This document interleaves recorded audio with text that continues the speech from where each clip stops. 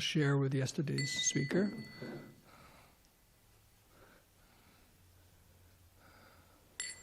Jaya Radha Madhava Kunja Bihari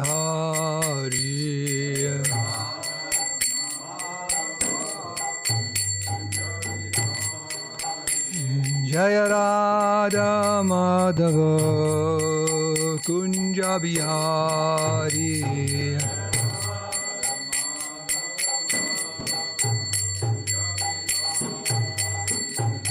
Gopi Janavallabha Girivardhari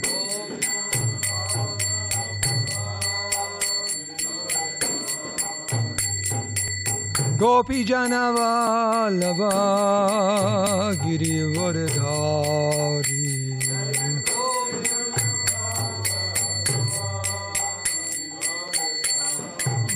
Yashoda Nandana Braja Janaranjana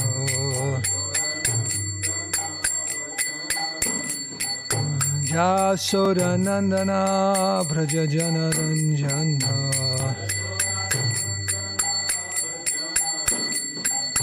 Jamuna Tira Vanachari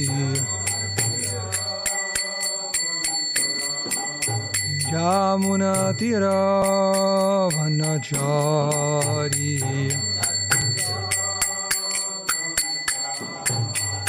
Jaya Radha Madhava Kunja Bihari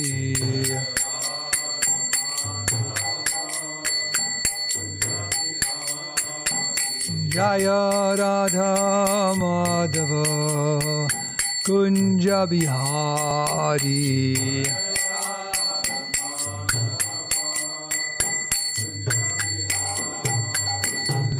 Gopi Jana Vallabha Girivardhari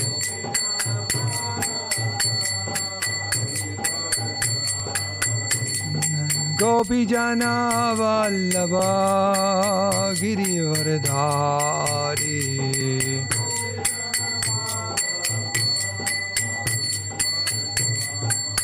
Jasoda Nandana Braja Janaranjana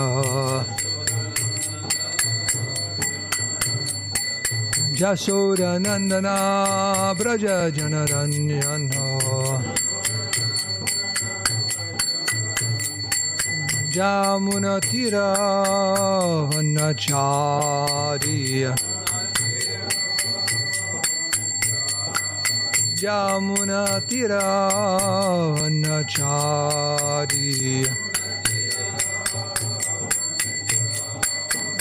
Jaya Radha Madhava Kunja Bihari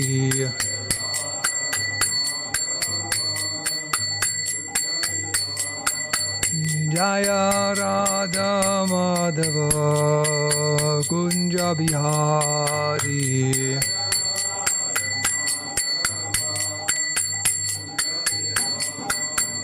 Jaya Radha Madhava Kunja Bihari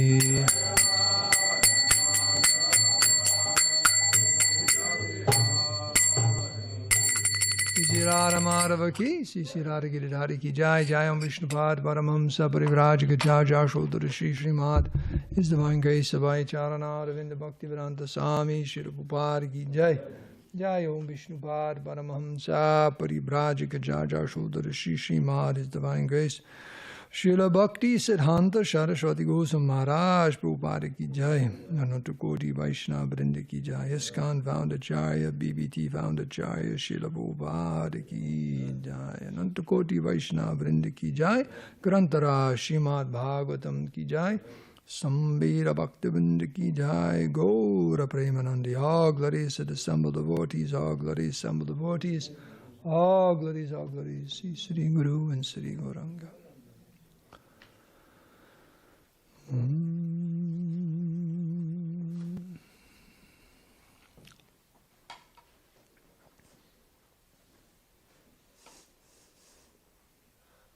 Prabhu, I forgot Yes. If you want to bring it up and hang on to it. I got it. Okay. What was it? Is it 21? Madhya, Right? 23, 29. 29. Okay, then I do have it here. Okay, that was 20. I just remember the 23, 29. There we go.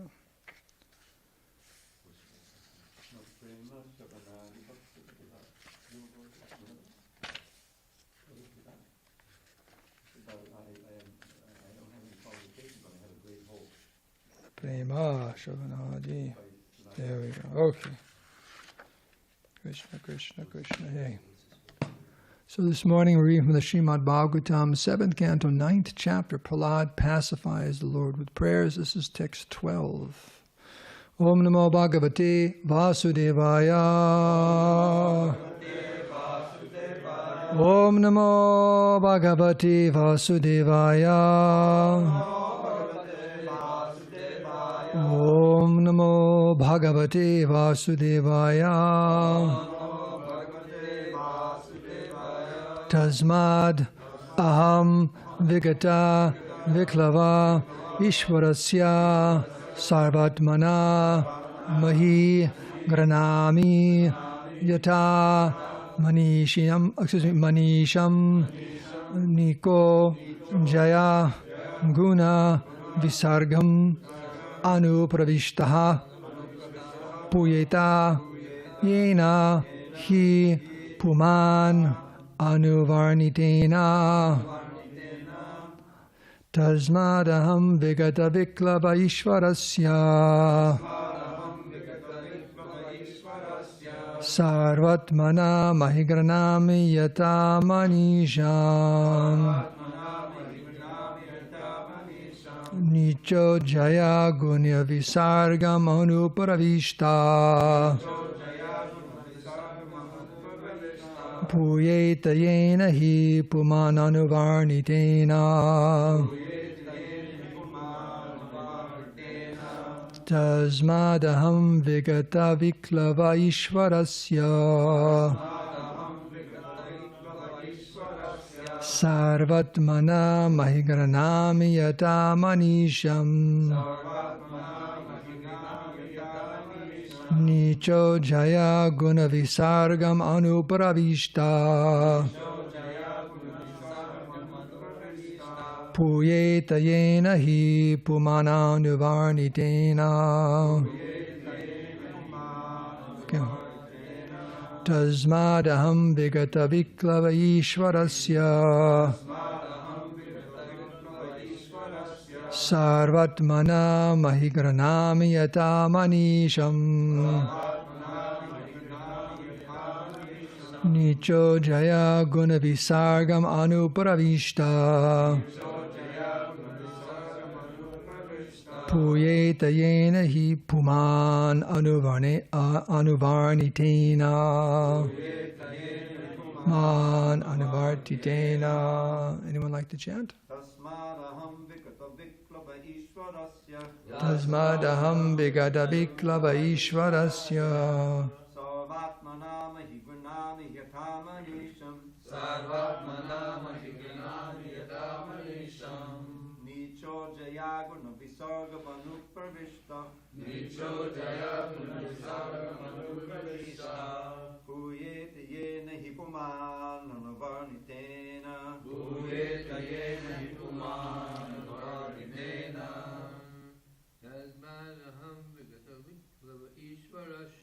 Tasmadaham vigata viklava ishvarasya Sarvatmana mahigranami yata manisham Nicho jaya guna visargam anuparishta Puyeta yena hi puman anuvarnitena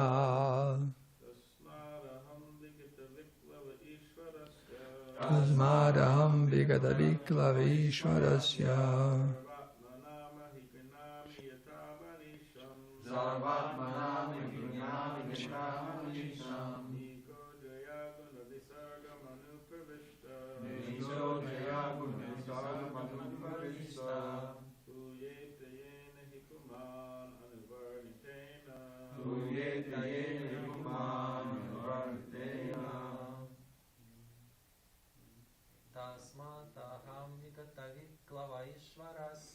Tasmadaham vigata viklava ishwarasya.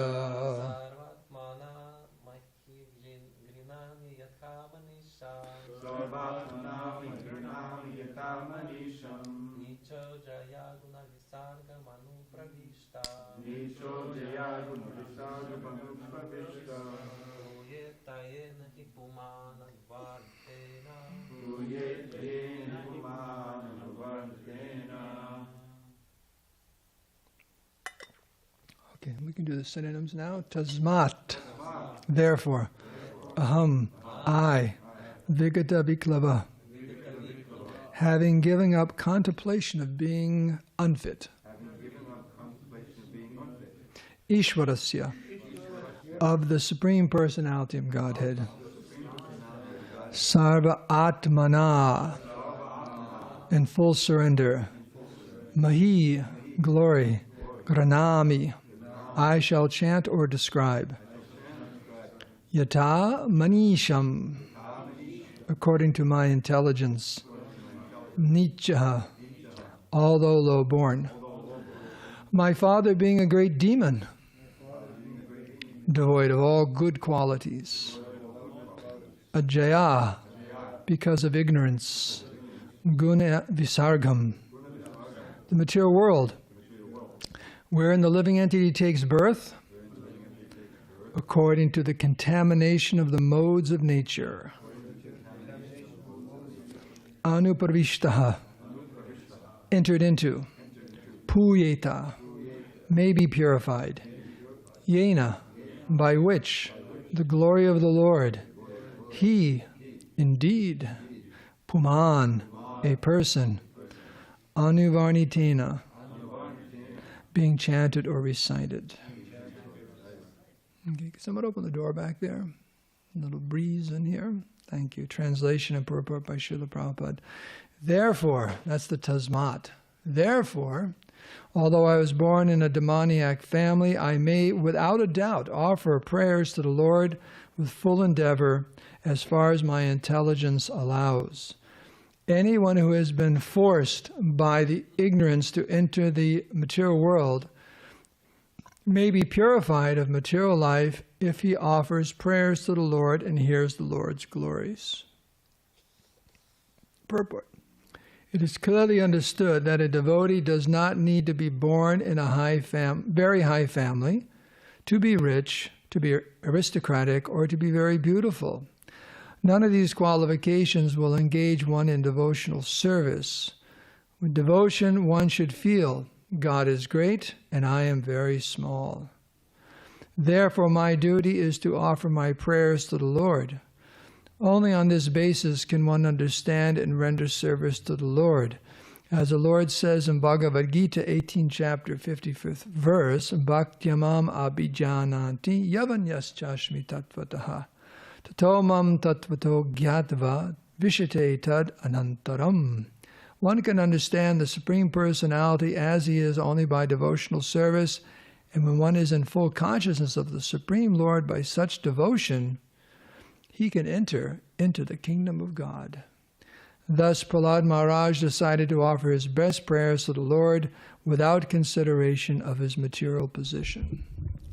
Om Agyanti Mirandasya Gyanandana Salakaya Chakshuran Minitam Dena Taismai Sri Gurave Namaha Shri Chaitanya Manobhistam Stapidam Dena Bhutale Swayam Rupa Kadamayam Dadati Swapadandikam Sri Krishna Chaitanya Prabhu Nityananda Shri Advaita Gadadhar Shivasati Gaura Bhakti Vrinda Hare Krishna Krishna Krishna Hare Hare Hare Rama Rama Rama Hare Hare. Vanchakapadurubhascha kripa sindhu beva japatidanam bhavani bhu vaishnavibhyo namo namaha. I offer my respectful obeisances to all of you by your good wishes and ardent prayers. Maybe I can say a few words to purify and enliven us collectively. So here's the translation again. It's Prahlad Maharaj. He's saying therefore, which means it's He's referring to something I just said. Does everyone remember yesterday's class? Okay. Verbatim. Right. Okay. Therefore, although I was born in a demoniac family, I may, without a doubt, offer prayers to the Lord with full endeavor as far as my intelligence allows. Anyone who has been forced by ignorance to enter the material world, raise your hand if you're in that category, may be purified of material life if he offers prayers to the Lord and hears the Lord's glories. In this first line of the purport, Srila Prabhupada's, I just caught that, he's referring to the verse by Queen Kunti, Janmaishvaya Shuddha Shri Bir, that one who is these four things, Janma, a good birth, Aishwarya, some wealth or prosperity, Janmaishvaya Shuddha, learning, and muy guapo, muy bonita, good looks, beautiful, Shri. Are you? Okay. Okay, I see, okay. Such a person who is intoxicated by these things cannot utter the holy name with any feeling, with much. So, Prabhupada is referring to the first line of the purport here, that these are not qualifications. These aren't qualifications at all. Krishna is not impressed. I heard just the other day there was someone was mentioned that they had millions and millions and millions of dollars. They gave some to the temple and different projects, but it went other places. But actually those millions and millions and millions of dollars, Krishna's not impressed. Not impressed at all. One thing is it's his, so it's like you become envious of someone else, right? You become, Mani Bandhana actually has millions of dollars in his mattress at his home. Millions. He's actually comes from a very wealthy family, and he's worth, when his father passes away, he's worth $50 million. Think, whoa, like that. But actually we see someone who's very good birth, lot of money, good looks, different things like that. And you become envious that they have these things which I don't have. And we become envious. Envy, we wish he had it. And also, as Dravida brings up many times, envy actually means you hate someone. You don't like them. You don't like these people because they have something you don't have. But the devotee understands, wait a second, whatever that person has, it all belongs to Krishna. It's not theirs. They think it's theirs, and I'm as much Maya as they are because I think it's theirs too. In fact, I'm in more Maya because I'm not supposed to think like that. I'm a Hare Krishna. I was listening to a podcast, Raghunath and Stuba. You ever hear that? Wisdom of the Sages? Kaustuba. Okay, Kaustuba. And they were talking about what's that? Like affirmations, something you say. And he was saying one of his favorite is, we don't think like that. He catches himself, and, we don't think like that. Devotees don't think like that. So you catch yourself like, I think I'll have 15 glubjamans. Devotees don't think like that. Or I think I'll do this. Devotees, we don't think like that. Immediately your mind says that. It catches himself. We don't think like that. So to think, oh, this person has a lot of money, this person's famous, this person's this person's that, wow.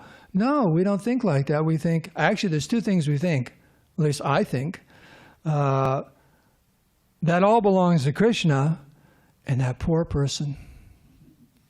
Like I was in a house a few weeks ago, over $8 million home overlooking the ocean in Pacific Palisades. Nice family, but I was just thinking these poor people having such a thing to have to deal with, And because all of these things mean our ego gets so inflated, our false ego gets so inflated, it's like, it's this burden like that. So the point here is that these things are not qualifications. for attracting the Lord. I mean, who's more beautiful than Krishna? It's like, you're going to attract Krishna with your good looks? Hi, Krishna. I'm pretty good looking. You know, my money, I can purchase, what's that called, indulgences? That was a real scam, wasn't it? They talk about scams today. You know indulgences were in the Middle Ages? The Pope, he would have kings pay him a lot of money, and then he would, I'll say a few words for you on your behalf to God, because we're really close, you know, because the Pope was chosen by God. So you pay me a lot of money, and I'll make sure you get in either the front door or the back door of heaven, called indulgences. So no matter what you're doing, I won't look. You just pay me some money, and I'll get you into heaven. Like that. So with my money, I can buy myself into heaven. Like that. I'll spare you the joke about the $5. You all know that one, don't you? You know that joke, don't you? Maybe at the... You don't know that joke? He honestly doesn't know it. Should I say it? Because it has to do with buying yourself into heaven. He's a very sinful man. Impious. Everyone's sinful. Impious man. Never... doesn't like religion, atheist. Let's bring it. Atheist, agnostic, couldn't handle all this religious stuff, and that's how he led most of his life. That one day he's walking down the street, and there's a church, and there's some singing going on. It sounds kind of nice, so he goes inside, and he sits down, and he's going through the service, and all of a sudden here it comes, and they're passing the plate. Okay, he doesn't want to look like an atheist or stick out, so he takes out $5 and puts it in the plate. You know, just so he doesn't cause a scene, like, who's this guy? He didn't give any money, you know. That's the only reason he gave it. The only reason he gave it, he didn't want to, like, you know. And then the service was over. What's that? It's like ridiculous, these people. And he just walked out. And the rest of his life, and then he dies. And he goes to heaven. He goes to the gates of heaven. And he goes, I don't believe this. This is unbelievable. And he's there, and Peter's there, and he says, can I come in? He said, wait, what's your name? And he gives him his name. And Peter says, you're not in the book. He said, I'm not in the book. He said, I know I'm in the book. He says, no, check again. So Peter goes, okay. What's the spelling on that? You know, because sometimes you get the spelling wrong. It's an I instead of an E or something. You know. He said, no, I'm sorry. You're not in the book. And the man says, I know I belong in here. So could you do me a favor? Peter says, what's nice? He says, can you go upstairs and ask the big guy to check in his big book? Maybe you don't have it here yet. You know, sometimes there's a lag in computers and things like that. They just, you know, you don't catch up. So maybe they hadn't sent that information down today that I belong in heaven. So Peter says, okay, don't go anywhere. And he closes the gate. Don't come in. And he goes upstairs. And God, he says, this guy at the gate, he swears he's supposed to be in here, but I checked twice and his name is not in the book. And he's requesting if you could check in your book, the big one. So God says, what's his name? He didn't say that, but anyways. And God probably has a very sweet voice like Krishna. So he says, what's his name? He looks in there and goes, nah, it's not in my book either. So Peter goes, okay, goes downstairs, tells him, God checked in his book and your name's not there. And the man says, I know I belong in here. Peter says, why do you think you belong in heaven? Because your name's not in any of the books. He says, because I gave $5 at church once. And you go tell God that.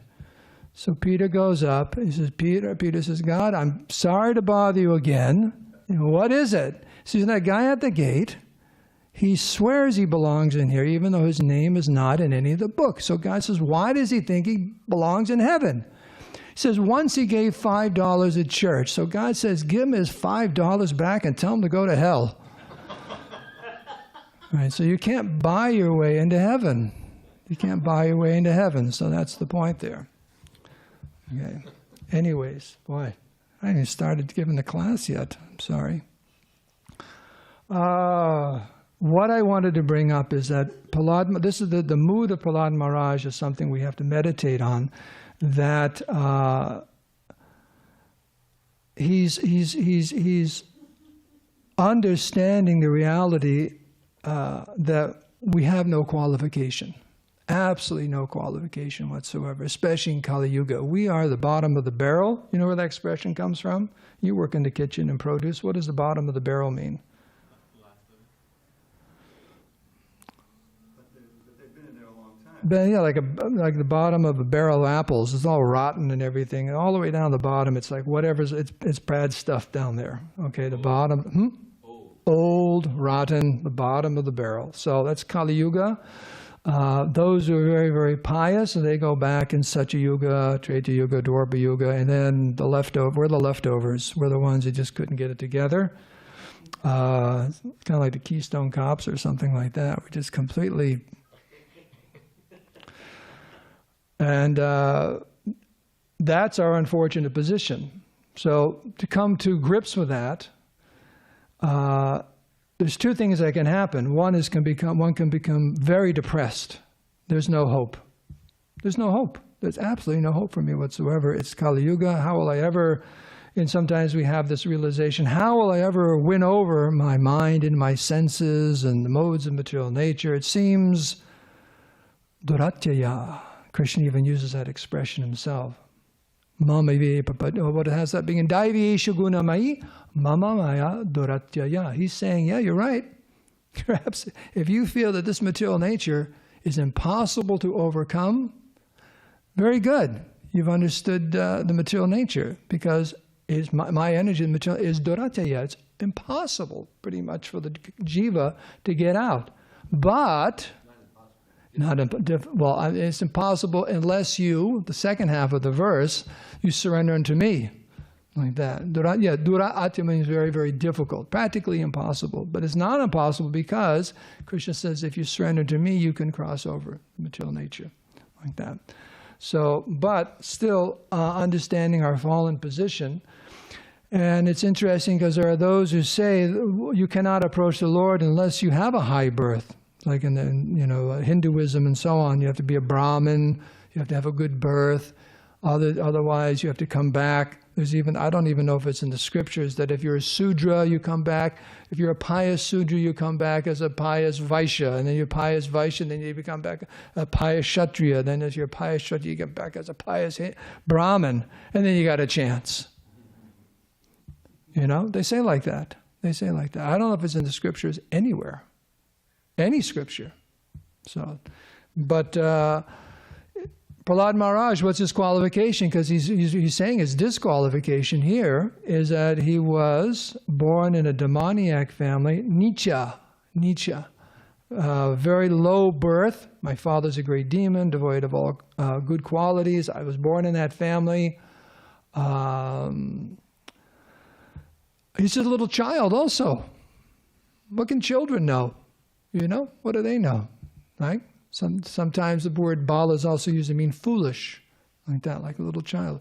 But still he's saying here that although all this is true, I know without a doubt that I can offer prayers to the Supreme Lord, Lord Narasimhadev, as far as my intelligence allows, and I can become purified and go back home, back to Godhead. And not only I, says anyone who out of ignorance is into the material world can be purified of material life and offer prayers and glorify the Supreme Lord and thus attain perfection. So Prahlad Maharaj, he's one of our Mahajans, and he didn't have a good birth or this or that. And there are many other instances of this, just like it was another Mahajan I was just thinking of. Therefore I had to write it down. Bali Maharaj is a grandson of Prahlad Maharaj. He's coming in the same line. He's one of our Mahajans, attained perfection by Atmanivedanam.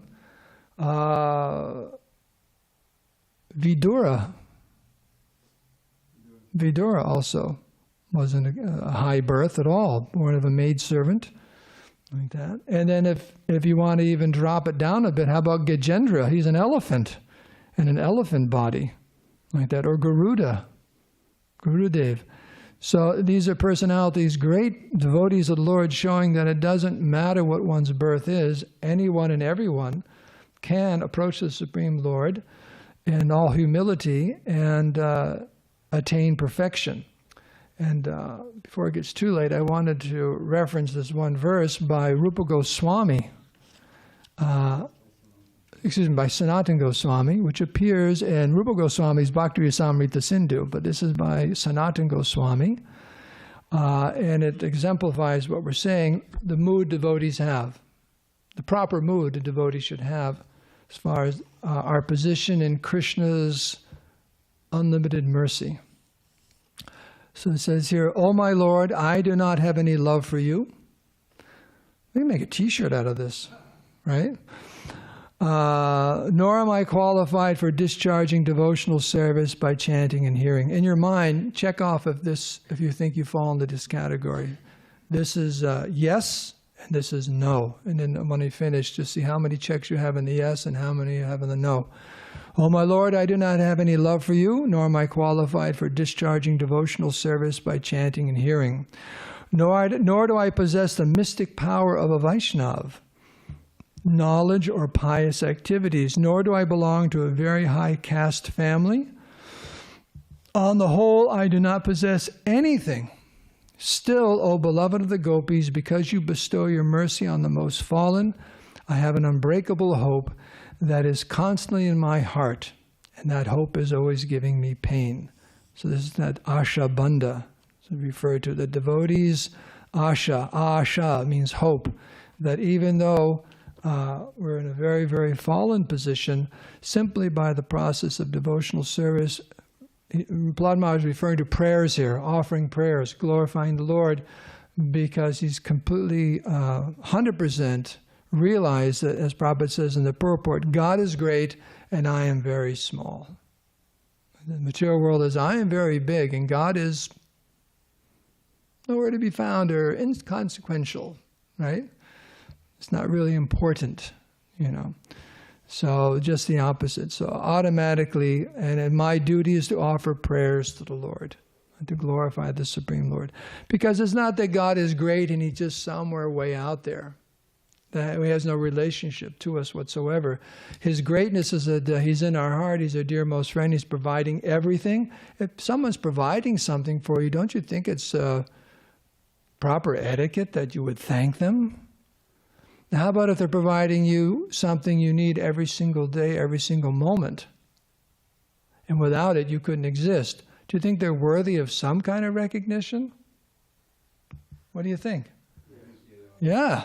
And so that's Krishna's greatness. Not that He's some big guy just kind of like over there somewhere and yeah, I know He's all powerful, but that really doesn't have any effect on my life.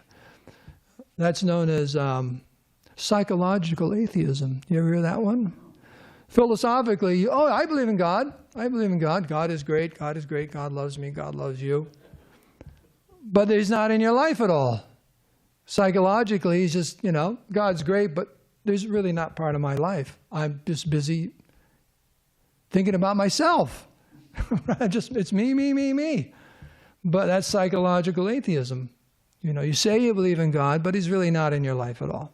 And you don't really understand who He is. That's what I'm saying. God is great, God is great. Just like those Christian, I don't see them so much anymore. Remember the little tracts back in the 70s and 80s the Christians would pass out, those little, turn or burn tracts, little cartoons and things like that. They'd always have God portrayed as like the Lincoln Memorial. Bigger, even bigger. When I say the Lincoln Memorial, you know what I'm saying? Does everyone know that?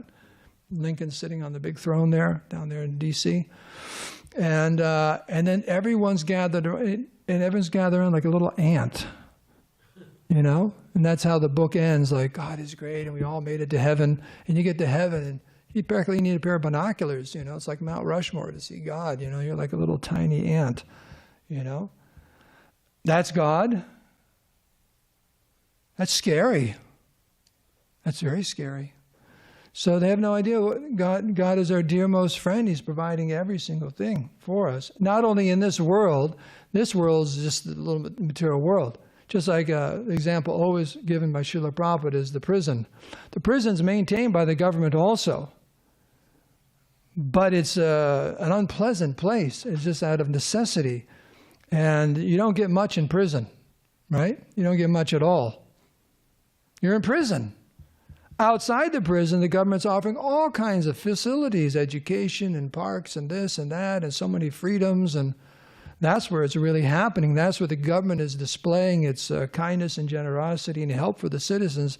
In the prison, they give just as barely just to keep you alive, like that. And they want to make sure you get, whatever. So the material world's like that. So whatever wonderful things Krishna is providing in this material world, it's insignificant compared to outside the material world in the spiritual sky. And Krishna is providing that to all living entities eternally. And it's imbued with his ecstatic love for every single living entity. It's not like, okay, I'll take care of you, I'll take care of you. It's not like that, like he's resenting it, you know? So, okay, I'll write you a check. You know, just get like that. You know, it's not like that at all. His greatest gift is love, the exchange of love. So therefore, the devotees are always offering prayers, ecstatic prayers to the Lord, like that. And you don't see great devotees thanking Krishna for things of this material world. Oh, thank you for that Ferrari. Thank you for that, husband or wife. Thank you for that new job I just got. Thank you, thank you. No, great devotees, because that's like saying thank you for this burden, that burden, this burden, that burden. No, they're thanking Krishna for being very, very kind. Although we're so fallen, Krishna is Patita Pavana, Chaitanya Mahaprabhu. With no qualification, he's pulling us up from the lowest level to the highest level. So many wonderful prayers like that about pure devotional service, our advancement in Krishna consciousness, or how wonderful the process of devotional service is. That's what's being described here. And how wonderful Krishna is. That chapter in Krishna book. Wonderful Krishna. They're all discussing how wonderful Krishna is. So this is what the devotees are praying about. So it's 8:30. Yeah, we can turn it over to comments and questions now, because it's the timing.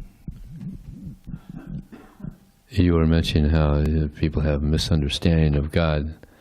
I was distributing books at Texas A&M University, and some Christians, a lot of Christians there, and they were trying to convert me.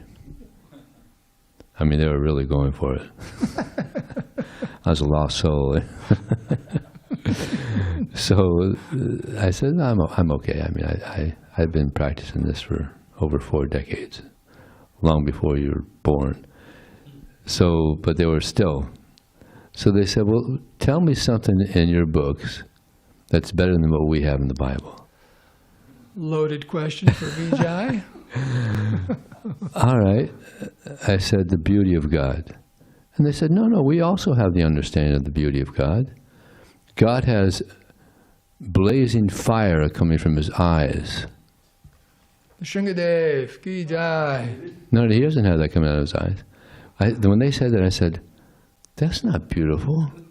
That's scary. How is that beautiful? They couldn't say anything. They walked away.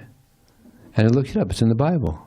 God has fire blazing from his eyes. He must be upset about something. In the universal form, it's mentioned. I think there's demigods. Or no, they have some coming out of his mouth, but never out of the eyes. I was like, wow. There's a little comment. They actually don't know the Bible that well, because in the Psalms, the Lord is described as having black hair. There's a few little descriptions there. It's like they forgot to take that out. Yeah. It also says there, I think it's there where it says, and play the timbrel, the drums, and raise your voice up and sing the name of the Lord. Yeah. Cymbals and drums. And I wanted to share the one verse from the 11th canto. This is shortly after Krishna Varnam Trisha Krishnam, about Lord, the avatar for the age, Lord Chaitanya, and how Kaling Sabhaji Antyarya Guna Gyasara Bhaginaha Yatra Sankitane Vaiva Sarva Swarto Bilabhyate, which means those who are actually advanced in knowledge are able to appreciate the essential value of this age of Kali. It really says they worship it, Sabhaji, they praise it. Because such enlightened persons worship the Kali Yuga, because in this fallen age, all perfection of life can easily be achieved by the performance of Sankirtan. So this is in the same mood, is that no matter how fallen you are, you're qualified to offer a glorification of the Lord and be purified. That's the whole basis of Lord Chaitanya's movement, is that forget the birth, don't you just come on, join the kirtan, chant the mantra, and everyone can be purified. A whole So this mood of Prahlad is very central to the whole Gaudiya Vaishnava tradition. Hare Krishna. Yes.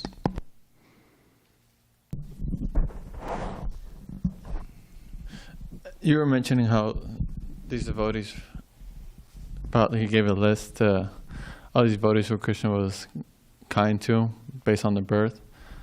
And I was just thinking, it kind of reminded me of like the aspect of Krishna, like the feature of Bhaktivasa. He's like very sweet to his devotees. Is he also give that kind of like same compassion towards jivas, or is it like mercy? Or is there a difference between Bhaktivasa and mercy? No. Bhaktivatsala means he's very inclined towards his devotees, and that he's merciful, and whatever form that kindness is that Krishna decides to give to that soul. So, yeah, being merciful to someone is a sign of your kindness also, your inclination to devotees. So all devotees, from the first day, we were discussing this yesterday at puja with Kulin, Kulin Tantod. He was there, and his wife and kids, and very nice puja, nice family. We were just sitting there taking prasadam together, and we're talking about this, about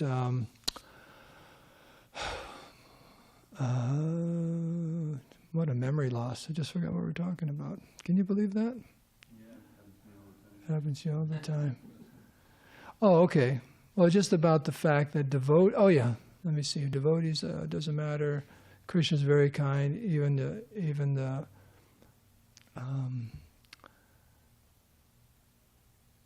a new devotee, someone who's just beginning in Krishna consciousness. Krishna's very, very kind to them. Krishna's kind to every single devotee. One should not think I have no qualification or whatever. Krishna's there. He's very, very kind. Oh, yes, that was it. And I think Lord Ramachandra said this. Someone who says once in their life, "My dear Lord, I am yours. I am your eternal servant," immediately take them. So that was what I was telling him. If sometime in your, someone says, "My dear Lord," and sincerely means it, that I am your devotee, I'm surrendered to you, and then Krishna takes charge of that devotee. We're talking about karma. I said there's a difference between ordinary karma and devotees, because Krishna, at that moment, when you say that, Krishna goes, "I heard that," and Krishna comes, and he's the one who's moving your karma and so on. Like that, different things, because we're talking about how to see different things that happen to us, and it's not just your previous karma, the modes of material nature. It's Krishna himself. Devotees say, "Oh, Krishna is moving these different things for me to learn a lesson." That's it, to learn a lesson. So Krishna's in charge. As soon as someone says that, from the core of their heart, that's it. Everything changes. It all changes. So does that help you? Okay, Senor Guapo. Okay, so we can end here. All glories to Srila Prabhupada.